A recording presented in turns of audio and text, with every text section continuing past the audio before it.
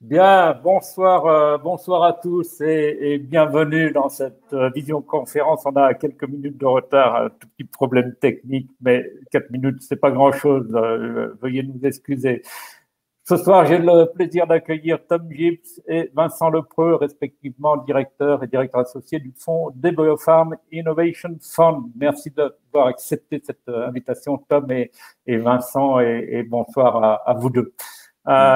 Nous commençons juste un petit mot pour Biotech Finance, parce que cette tradition, on publie chaque semaine évidemment la lettre Biotech Finance, vous la connaissez, c'est un hebdomadaire, nous existons depuis 20 ans maintenant, 44 numéros par an, le 15h Biotech Express quotidien, la Biomap chaque année, et si nous arrivons à sortir tous ces produits, et si nous faisons ces conférences gratuitement pour vous, c'est parce que nous avons des abonnés. Ils sont nombreux ce soir et merci, je vous remercie tous d'être là, à vous aussi. Voilà, on va parler de DeBioPharm. DeBioPharm, c'est DeBioPharm Innovation Fund et c'est une société qui a été fondée, un venture capitaliste qui a 10 ans maintenant. Au départ, vous étiez sur le diagnostic moléculaire. Et puis en 2017, ce fonds Evergreen, qui gère environ 150 millions de dollars, a pris le tournant de la santé numérique. 7 sociétés ont été investies et une quinzaine de dossiers devraient être financés en tout dans ce domaine-là, avec des tickets moyens environ de 3 à 5 millions à partir du tour A, jusqu'à des follow-on qui peuvent monter à 10 millions. On est là pour décrypter, analyser toutes les thèses d'investissement, mais d'abord, on va commencer peut-être par un historique, c'est traditionnel. On commence toujours par raconter d'où vient le fonds, qu'est-ce qu'il a fait, pourquoi il est né au départ. Et Tom, merci de nous raconter cette histoire merveilleuse du DeBioPharm Innovation Fund. À vous. Merci beaucoup, Jacques Bernard. Déjà, merci beaucoup pour l'invitation d'être sur cet entretien. Et puis, oui, je vais vous brosser peut-être un petit portrait de DeBioPharm Innovation Fund. Mais avant de commencer, là, il faut peut-être dire un mot sur DeBioPharm, la maison mère. DeBioPharm, c'est une société qui est focalisée sur le développement pharmaceutique. C'est une société familiale avec siège social à Lausanne, en Suisse. Et nous sommes là depuis plus que 40 ans maintenant. Donc, c'est une société qui a une certaine pérennité. Et nous avons un focus sur l'oncologie et les antibiotiques. Donc, ce sont nos domaines de développement. On a deux produits, plus que deux produits, on a deux molécules qui sont des blockbusters sur le marché dans l'oncologie, qui sont devenus le norme de soins. Je pense bien que ça, c'est le français pour standard of care, dans le cancer colorectal et le cancer de la prostate. Et nous avons pas les chiffres précis, mais plus qu'1 million de patients ont pu bénéficier de nos traitements. Donc, on peut dire qu'on a quand même eu un impact sur la santé, historiquement. Tout le monde ne nous connaît pas parce qu'on ne vend pas directement. On travaille dans des alliances commerciales avec des sociétés telles que Sanofi, Ipsen, Yakult, plus de sociétés Dr. Reddy en Inde, par exemple. Donc, le produit n'est pas estampillé DeBioPharm, c'est estampillé Sanofi ou Ipsen ou autre. C'est pour ça qu'on n'est pas super connu au niveau médical. Donc, ça, c'est la maison mère, si vous voulez, le développement pharmaceutique. Et le fonds même a été créé il y a 10 ans, environ 10 ans. Et l'idée était un fonds d'apprentissage, quelque part, pour la société. À l'époque, on voyait les opportunités de produits qui étaient plutôt ciblés sur les patients. Et on s'est dit, si on a un produit ciblé dans l'oncologie, ça veut dire ça traite certains patients qui expriment certains gènes ou certaines mutations ou certains récepteurs. Là, il faut trouver ces patients pour avoir une meilleure efficacité. Et ça implique un acte diagnostique. Et l'acte diagnostique dont on réfléchit instantanément dans ce contexte, c'est le diagnostic moléculaire. Et on s'est dit, on pourrait apprendre plus en investissant à l'extérieur, en parallèle de nos efforts à l'interne. On pourrait apprendre plus sur ce domaine, cette industrie, et accélérer notre apprentissage. Donc, c'est ça qu'on a fait. On a commencé en investissant dans les diagnostics moléculaires, justement, surtout dans l'oncologie, mais aussi dans les maladies infectieuses. Là, on a investi environ 100 millions de dollars dans 9 sociétés en total dans cette première portefeuille, si on peut l'appeler comme ça. Et on a pris pas mal de choses, comme vous pouvez imaginer. On était très actifs avec les sociétés de portefeuille. Et puis, il y a 3 ans et demi, 4 ans, on s'est dit, bon, on a pris assez dans ce domaine. On a maintenant le département de médecine personnalisée à des biopharmes qui s'occupent de chercher les biomarqueurs moléculaires, etc. Et le prochain grand défi pour des biopharmes et pour l'industrie de la santé en général, c'est autour des données, la numérisation. Et spécifiquement, ce qui nous intéresse, c'est comment est-ce que ça va impacter des biopharmes comme développeurs de produits médicinaux, et puis comment ça va impacter le parcours de soins, le parcours du patient, qui, dans l'avenir, ne va pas simplement recevoir une comprimé ou une injection, mais comme nous tous, quand nous sommes malades, nous cherchons une meilleure santé. Nous ne cherchons pas l'intervention en soi, nous cherchons une meilleure santé. La santé se définit par plusieurs niveaux. Et tout un parcours de patient, de bonne santé vers quelques symptômes, un diagnostic plus précis, un traitement, suivi de traitement, et puis un suivi après le traitement pour voir si ça récidive ou si on est vraiment guéri. Donc, on s'intéresse dans tout ce continuum. Et on sait que dans l'avenir, quand nos produits que nous développons à des biopharmes, donc les produits pharmaceutiques, sont sur le marché, le patient va avoir plusieurs points d'interaction numérique. Par exemple, pour le suivi des patients. Donc, ça, c'est l'autre axe qui nous intéresse. D'un côté, c'est des outils pour devenir un meilleur développeur de produits pharmaceutiques. Et de l'autre côté, c'est le parcours du patient. Et en termes d'activité d'investissement, on a déjà investi dans 8 sociétés dans la santé numérique, dans ces deux axes. Et puis, on a un objectif de faire environ une quinzaine en total. Donc, on est un peu à mi-chemin, on pourrait dire, après quelques années.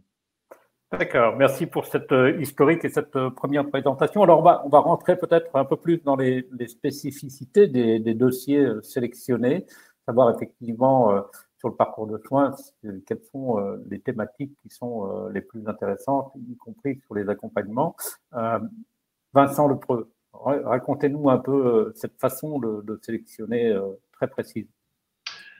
Alors, pour sélectionner les différents dossiers, je reviendrai peut-être à ce que Tom vient de dire, c'est-à-dire qu'à la base, on est un fonds d'apprentissage, et c'est-à-dire que pour apprendre, il faut déjà avoir cette connexion avec notre société pharmaceutique, et donc trouver un peu cette adéquation pour essayer d'apporter de l'innovation, essayer d'apporter des technologies qui peuvent être nouvelles et disruptives dans ce monde pharma.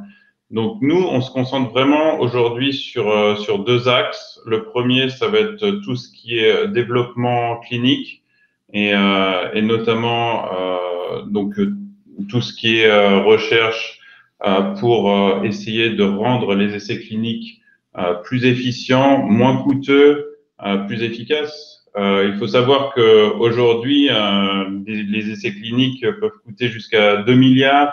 Les molécules en développement prennent 10 à 15 ans et le taux de succès est particulièrement faible parce qu'il y a peut-être moins de 10% de taux de succès. Donc, on essaye vraiment de changer ça. On a notamment investi dans une société qui s'appelle Nova Discovery, basée à Lyon, où l'idée, c'est à travers la simulation, modéliser une population patient, une maladie et puis un traitement pour voir les interactions dans le but d'accélérer ce développement clinique et réduire, par exemple, les populations patients pour faire en sorte que l'essai clinique soit un succès. Donc, vraiment, tout ce qui tourne autour de l'essai clinique et cette révolution des essais cliniques à travers les nouvelles technologies. Un autre exemple est Nuclei, c'est une société israélienne dans laquelle on a investi, qui, à travers des lames de biopsie et l'intelligence artificielle, permet d'identifier des biomarqueurs, de voir une signature potentielle pour mieux stratifier les patients dans différents essais cliniques pour faire en sorte que les patients répondent à une certaine molécule et donc avoir un champ d'identification beaucoup plus restreint. L'autre axe, c'est vraiment tout ce qui est parcours du patient, comme Tom le mentionnait, et comment essayer d'apporter une valeur ajoutée avec ces outils numériques. Là aussi, je peux citer beaucoup d'exemples, mais peut-être la société Kaiku ou en oncologie, essayer d'identifier les symptômes avant qu'ils arrivent, pouvoir prédire ces symptômes, c'est quelque chose qui permet pour la qualité de vie du patient d'être beaucoup plus capable de gérer cette maladie et pouvoir être beaucoup mieux traité. Donc voilà, c'est vraiment les deux axes sur lesquels on se concentre actuellement. Parfait. Alors, peut-être que vous pouvez nous dire à partir de quel stade de développement vous commencez à regarder les sociétés. Qu'est-ce qu'il faut qu'elles vous apportent? Tous les deux, vous pouvez prendre cette question à tour de rôle. Qu'est-ce qu'il faut que les sociétés vous apportent pour que vous commenciez à regarder? Quel chiffre d'affaires, quelle taille de marché? À vous. D'accord. Je commence, Vincent? Allez, je t'en prie. D'accord. Ok, je ramène un peu d'histoire quand même, historique.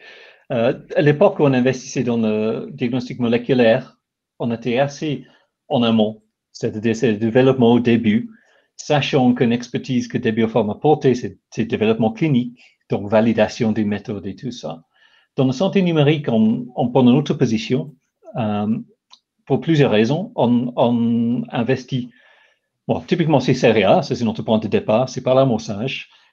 Mais ce qu'on attend d'une société qui ait une technologie développée, un produit, au moins un prototype très avancé, avec les pilotes en cours ou les premières ventes commerciales.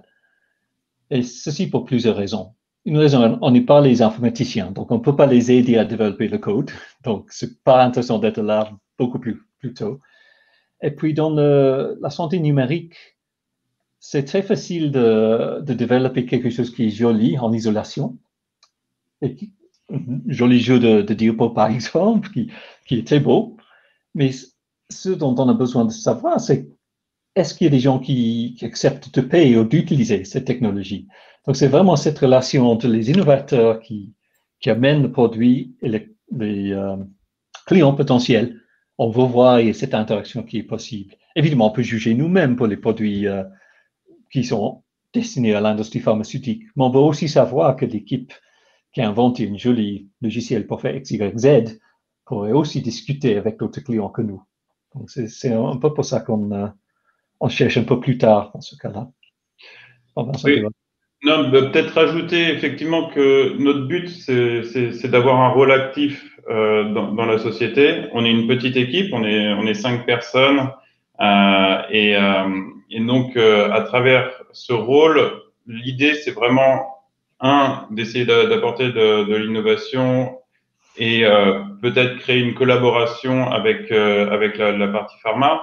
Et pour créer cette collaboration, il faut que le produit soit déjà à peu près développé ou qu'il y ait vraiment une certaine traction pour pouvoir avoir quelque chose de tangible. Et aussi l'idée, c'est à travers parce qu'on prend toujours un siège au conseil d'administration quand on investit dans les sociétés, et donc c'est aussi aider les startups à travers nos expertises, les aider à se développer sur, par exemple, les affaires réglementaires ou tout ce qui est problématique médicale. Et donc, mon point, c'est qu'on ne peut pas investir dans des dizaines de sociétés en amorçage parce qu'on n'a pas les ressources et on n'a pas non plus la volonté de travailler sur la structuration d'équipes, etc. On arrive peut-être à un niveau un tout petit peu plus mature sur lequel la technologie est là et là, on peut vraiment les aider à aller de l'avant. Très bien. On pointait cela, on avait une discussion sur ce sujet, c'est quand même 300 000 applications santé numérique sur le Google Store, des milliards de dollars d'investissements qui sont produits par les venture capitalistes dans le monde sur ce secteur. Alors, comment est-ce qu'un investisseur tire son épingle du jeu pour essayer de trouver une place et justement amener sa pierre à l'édifice quand on investit dans ce domaine-là? Comment est-ce que vous pratiquez? Comment est-ce que vous sourcez? Comment est-ce que vous assurez que finalement la pépite sur laquelle vous avez investi est réellement une pépite? Je commence peut-être, et Vincent, tu vas ajouter. Bon, déjà, vous avez absolument raison, 300 000 applications, c'est un peu difficile à trier tout ça. Quand on a commencé la santé numérique en 2017, on s'est dit, oh mon Dieu, qu'est-ce qu'on va faire avec tout ça? Mais assez rapidement, déjà, on a commencé à comprendre le paysage. Et puis, on a commencé à avoir nos propres idées de contraintes qui nous convenaient. Par exemple, on dit toutes les opportunités en oncologie ou maladies infectieuses. Déjà, ça écarte un grand nombre qui sont dans la cardiologie, par exemple. C'est pas pour que la cardiologie n'est pas important, c'est juste pas dans le domaine thérapeutique de la biopharme. Donc, on pense qu'on apporterait moins dans ces instances-là que dans l'oncologie où on a une grande expertise. Donc, ça, c'est un élément. Quoi d'autre? Pardon, Vincent, peut-être il y a quelque chose à ajouter, j'ai perdu mon temps. Je pense que effectivement, il y a 300 000 applications, mais il faut vraiment distinguer deux choses. Tout ce qui est wellness d'un côté et tout ce qui est médical et qui apporte un bénéfice médical aux patients. Et je pense que si on fait cet exercice de voir les applications qui sont réellement médicales, qui apportent vraiment des bénéfices médicaux et qui sont prouvés pour ça, eh ben, le champ déjà des possibles est extrêmement réduit.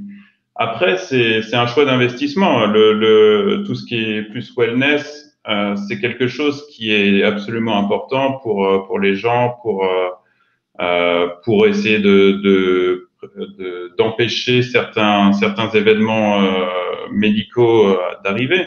Donc c'est quelque chose qui est important, mais disons que c'est pas du tout la même approche. Ce sont des approches beaucoup plus business to consumer. Donc et nous ce qu'on cherche c'est vraiment plus du business to business. Donc essayer d'avoir une validation médicale pour pouvoir avoir un impact sur le patient in fine, mais disons que c'est pas un impact direct. Je peux juste ajouter un ou deux mots. Merci d'avoir rattrapé, Vincent. Mais je pense que le business to consumer, c'est pas quelque chose où on apporte beaucoup. On est comme une légion de l'industrie, on a plus l'habitude de business to business. Et puis, le business to consumer, il y a deux choses qui sont difficiles. Une chose, c'est un marché de mode. Si vous vendez aux consommateurs, on voit ça avec les applis qui sont à la mode sur l'App Store. C'est difficile à suivre ça. C'est pas un travail de moyen à long terme, là où on préfère jouer. On peut vraiment bâtir une grande valeur. Donc ça, c'est une chose, c'est pas la mode. Et l'autre, c'est simplement notre expertise. Si on met ces deux choses ensemble, ça nous mène vers quelque chose qui est plus B2B. Et ensuite, on ajoute l'élément que Vincent dit, c'est une valeur ajoutée médicale. On cherche vraiment de faire quelque chose qui est robuste dans le sens médical, qui est en ligne avec notre activité comme société pharmaceutique. Et d'ailleurs, c'est là où on peut vraiment aider les startups. Exact. Comment est-ce que vous allez les sourcer, ces dossiers? Comment est-ce qu'ils vous arrivent? Comment est-ce que vous les trouvez? Et est-ce que vous les confrontez à vos partenaires? C'est-à-dire, est-ce que vous allez voir vos partenaires aujourd'hui qui sont des industries pharmaceutiques pour leur dire, est-ce que ce dossier-là, pour vous, fait du sens ou pas? Je vais peut-être commencer Alors déjà pour répondre à votre question, je pense qu'il y a deux axes pour sourcer. Tout d'abord, c'est le réseau. C'est quelque chose de très important pour nous et je pense pour le monde du venture capital en général ou de l'investissement. C'est-à-dire que les dossiers qui nous parviennent et qui sont souvent les plus pertinents viennent de notre réseau. Et ensuite, il y a tout un système à travers des événements, des conférences, où là, on va rencontrer des startups, où les startups vont venir vers nous souvent pour nous apporter leur idée et puis leur demande d'investissement. Donc, ça va être vraiment les deux axes principaux, j'ai envie de dire. Après, tout ce qui est confrontation, alors on va pas forcément demander aux autres sociétés pharma si la société dans laquelle on voudrait investir est intéressante ou pas. Je pense qu'on a assez d'expertise en interne et puis au sein du fonds pour déterminer si cette opportunité va être pertinente pour nous. Par contre, tout ce qui est syndication de deal, c'est-à-dire que nous, on n'aime pas investir tout seul. On aime toujours prendre des partenaires avec lesquels investir pour plusieurs raisons. Et la raison principale, c'est que en général, pour faire les tours suivants, on a besoin de capitaux et c'est toujours bien d'avoir d'autres personnes qui soient prêtes à aller de l'avant avec nous pour les tours suivants. Donc, ça va être plus un partenariat, j'ai envie de dire, que ce soit avec les fonds de corporate venture capital des autres pharma ou avec des fonds de venture capital plus classiques qu'on peut voir sur le marché. C'est aussi une question d'expertise, dans le sens que on ne veut pas être le seul investisseur parce qu'on pense qu'on n'est pas les seuls qui ont les bonnes idées. Donc, on peut faire autour de la table plusieurs investisseurs parce qu'ils ont tous vu les sociétés grandir et ils ont tous des bonnes idées. C'est plus riche et plus solide si on peut avoir une diversité d'opinions comme ça.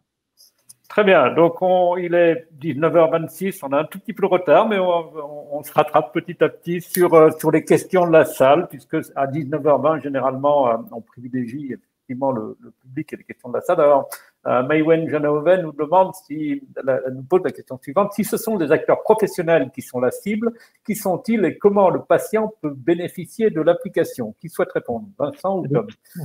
Je vais répondre.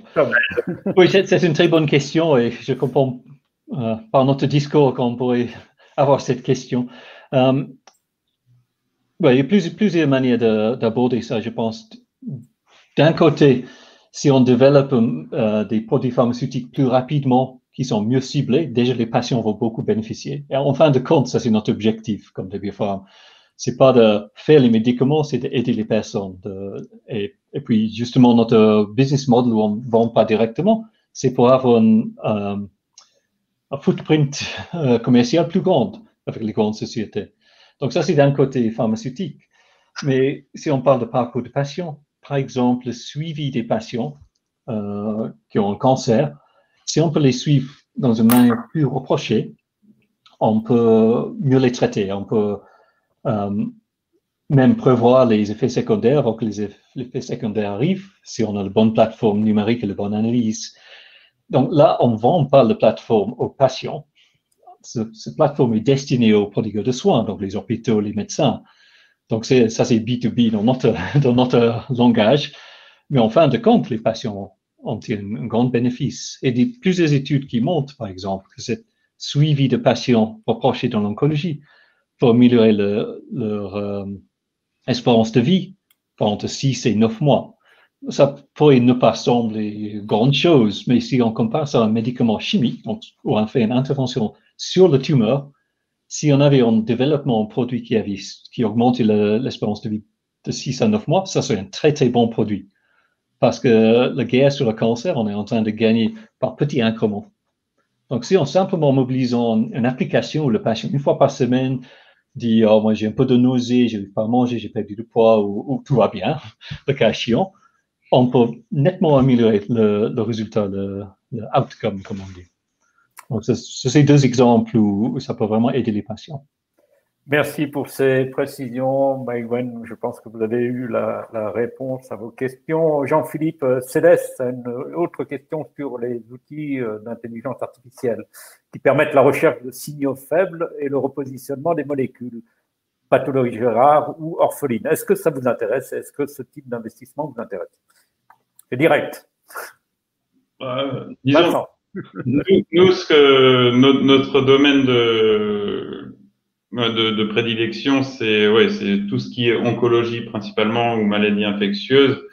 Après, l'intelligence artificielle de manière générale qui peut essayer de repositionner des molécules, oui, quoi. Disons que en fait, on est en train de vivre une véritable révolution avec ces nouvelles technologies.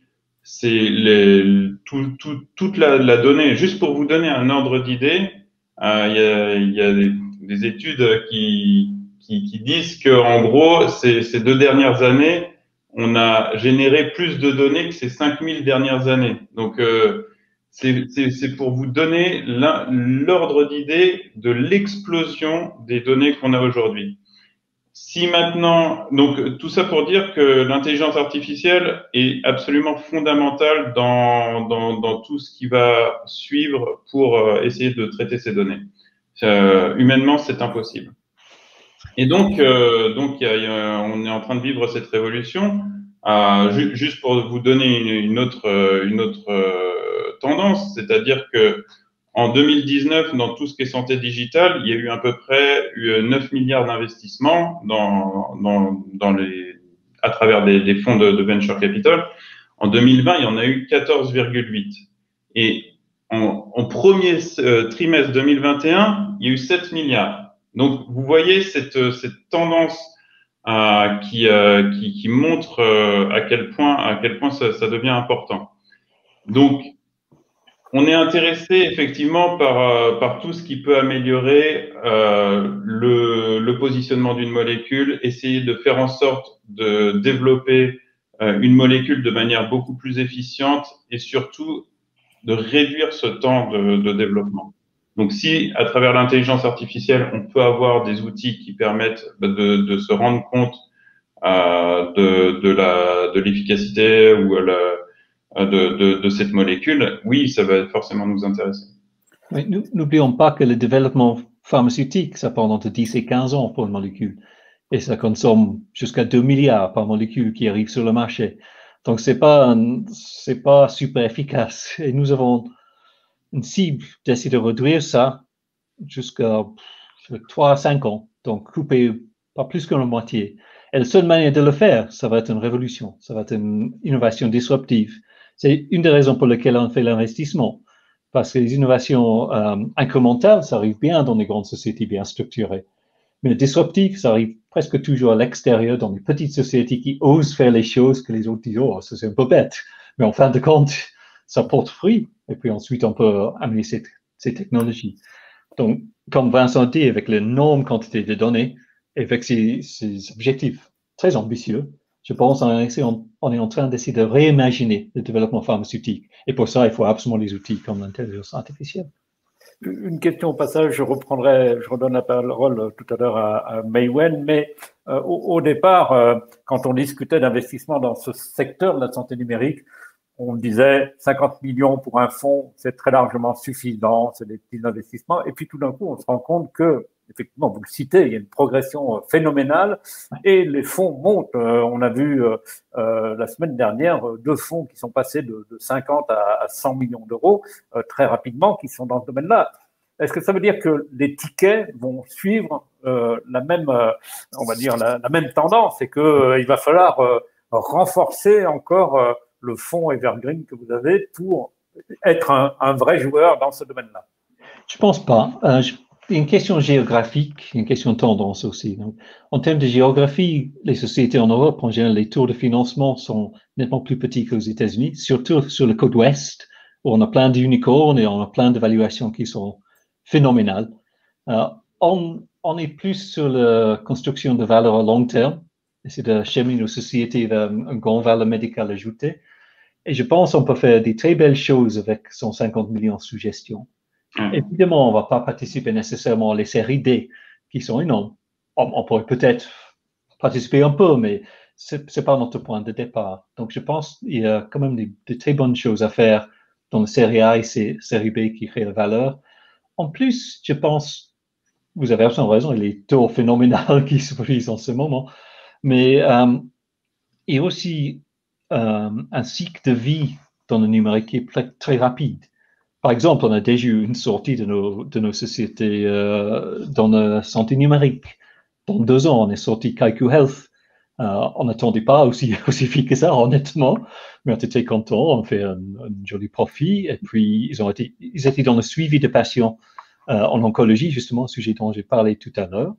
Et elles ont été rachetées par Elekta, c'est une société suédoise dans la radiothérapie, pour pouvoir mieux suivre leurs patients. Parce que, comme les médecins m'ont dit, on ne sait pas ce qu'on fait mal à nos patients. On donne un cours de chimio, radio, le patient rentre à la maison, on ne sait pas comment va le patient, jusqu'au prochaine rencontre, qui est peut-être dans 3 mois. Entre-temps, est-ce que le patient a eu très mal? Si c'est très mal, ils arrivent aux urgences. Mais ça aussi, on peut prévenir. Si on suit le patient, on peut prendre les bonnes mesures avant que ça devienne urgent.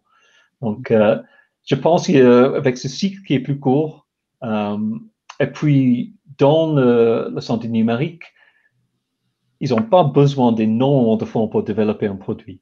Dès qu'on commence à faire les études cliniques, bien sûr, ça commence à être plus cher. Mais encore est-il, ce n'est pas aussi cher que le développement d'un produit pharmaceutique. Parce que dans le développement pharmaceutique, on a toujours pas seulement produire son propre produit physique, chimique pour traiter les patients, on a aussi besoin de payer pour le comparateur et les études sont plus costauds en termes de coûts. Tandis qu'avec le numérique, de fournir une app, vous pouvez imaginer ça. Développer, ça coûte de l'argent, mais fournir, ça ne coûte pas en termes de coût de revient. Juste pour complémenter sur ça par rapport à la question de Jacques Bernard, disons que on constate quand même une certaine maturité qui est en train de se mettre en place petit à petit sur ce secteur de la santé numérique. C'est-à-dire que là, je citais les chiffres du premier trimestre à plus de 7 milliards, mais il faut savoir que sur 7 milliards, il y a 25 tours qui ont été à plus de 100 millions. Et ça, c'est quelque chose qui ne se faisait pas il y a encore quelques années. Donc, on constate vraiment cette sorte de maturité qui est en train de se mettre en place et c'est sûrement probable que dans les 10 prochaines années ou dans 10 ans, on parlera même plus de santé numérique parce que le numérique sera totalement intégré soit dans l'industrie pharmaceutique, soit dans le secteur de la santé en général. Donc voilà, on est en train de vivre un petit peu cette mise en place de cette maturité. Parfait. Une question à nouveau de Maïwen Genové. Est-ce que la reconnaissance en tant que dispositif médical est importante pour se positionner sur un projet de thérapie numérique? Je pense que la réponse est ça dépend. On voit que dans la santé numérique, le modèle d'affaires est en train d'évoluer. Je pense au début, quand on a commencé à regarder en 2017, on avait l'impression que c'était l'industrie de technologie informatique qui allait venir comme un cavalier et rescuer le monde de la santé, qui a tous ces problèmes qu'on connaît, de surcoût, etc. Et puis, je pense qu'il n'y avait pas beaucoup de compréhension du niveau de preuve médicale qui était nécessaire. Maintenant, on voit que ça a beaucoup évolué dans les conférences. Un jour, on va revenir dans les avions, aller physiquement dans les conférences, mais on voit un niveau de maturité qui est accru. Et avec ce niveau de maturité accru et une compréhension qu'il faut démontrer que ça marche. Maintenant, la question est, est-ce qu'il faut démontrer dans une étude clinique RCT comme un produit pharmaceutique, Randomized Control Trial? Ça dépend.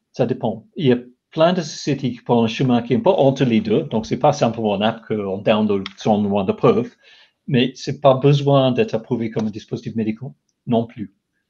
Ils arrivent, par exemple, tout un domaine qui est le soutien aux décisions cliniques, ça s'appelle Clinical Decision Support en anglais. Et là, ça s'appelle justement support et pas diagnostic, parce que comme ça, ils évitent d'avoir la responsabilité légale pour les décisions qui sont prises ensuite. C'est pas parce qu'il ne faut pas prendre la responsabilité, mais c'est parce qu'il faut ensuite faire toutes les preuves et avoir l'approbation, tandis qu'ils peuvent déjà apporter quelque chose d'utile aux cliniciens dans l'aide à la décision. Donc, c'est pas essentiel, mais c'est sûr qu'il y a une tendance dans cette direction. Et si on voit ce genre de démarche, ça nous plaît en général parce qu'on vient de ce monde très réglementé. Vincent, tu voulais dire quelque chose de plus, je pense. Peut-être deux choses. Il y a cette notion de software as a medical device où effectivement la FDA est en train de travailler sur cette idée que un logiciel peut évoluer et comment prendre en compte cette évolution. Et donc, il y a tout un chemin réglementaire qui est en train d'être mis en place pour pouvoir reconnaître justement les thérapies numériques ou autres outils numériques comme ayant le même parcours réglementaire qu'un dispositif médical. Après, par exemple, nous, on investit dans une société qui s'appelle OnComfort, qui fait de la sédation par réalité virtuelle à travers des modules d'hypnose.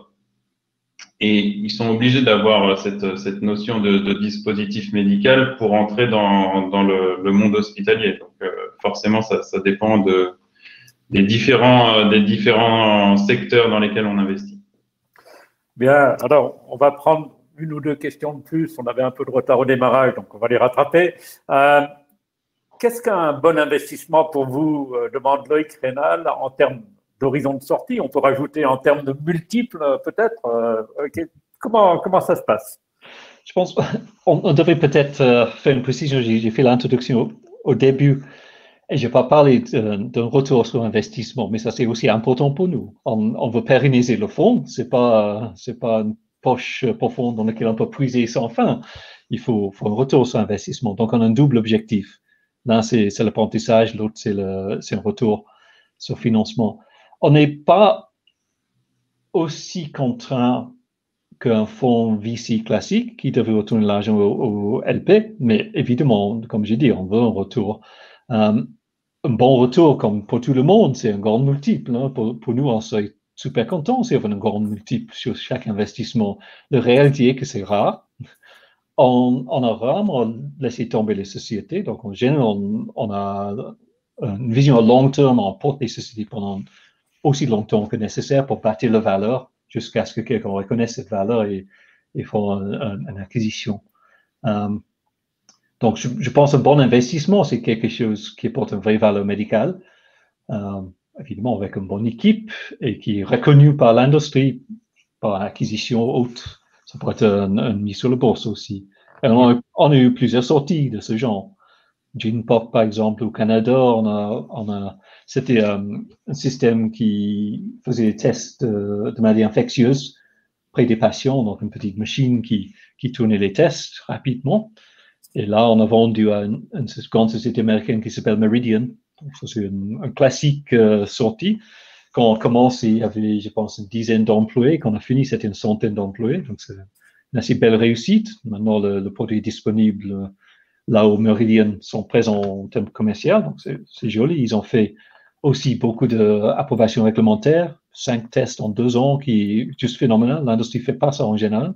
Donc, on peut dire que c'est grâce à notre soutien qu'ils ont pu faire une performance comme ça.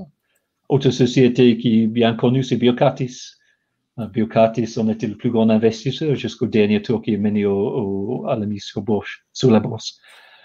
Et là, ils ont fait le IPO, ils sont présents dans plusieurs pays dans le monde en vendant des tests, surtout pour l'oncologie, tests de diagnostic moléculaire avec une plateforme un peu semblable à Genepop, mais plus sophistiquée parce que c'est des tests plus compliqués.